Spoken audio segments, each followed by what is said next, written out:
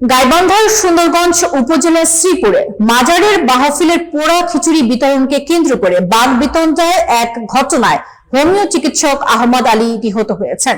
গাইবান্ধা থেকে শাহ আলম কিনুর ক্যামেরায় জাহিদুল ইসলামের রিপোর্ট। বুধবার সকাল 9:30টায় সড়কের বাজারে এ ঘটনা ঘটে। গাইবান্ধা জেলার অতিরিক্ত পুলিশ সুপার বিদ্রোহ কুমার কুন্ডু জানান, মঙ্গলবার রাতে গাইবান্ধা সদর থানার মালিবাড়ি ইউনিয়নের মাজার থেকে মাহফিলের খিচুড়ি রেনু আহমদ ও তার ভাই মনু মিয়া নিহত আহমদ আলীকে দেন।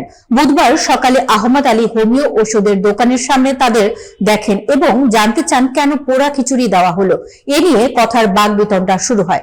এক পর্যায়ে রেনু ও মনু এলোপাথারি আহমদ আলীকে ঘুষি মারে, যার ফলে তিনি মাটিতে লুটিয়ে পড়েন। স্থানীয়রা আহতকে উদ্ধার করে পল্লী চিকিৎসকের কাছে নিলে তিনি মৃত ঘোষণা করেন। নিহত আহমদ আলী দক্ষিণ শ্রীপুর নয়নসুখ গ্রামের মৃত আপিল উদ্দিনের ছেলে। পুলিশ মরদেহ উদ্ধার করে ময়নাতদন্তের জন্য গাইবান্ধা জেনারেল হাসপাতাল মর্গে পাঠিয়েছে। মামলার তদন্ত চলছে এবং অভিযুক্তদের ধরার চেষ্টা করা হচ্ছে।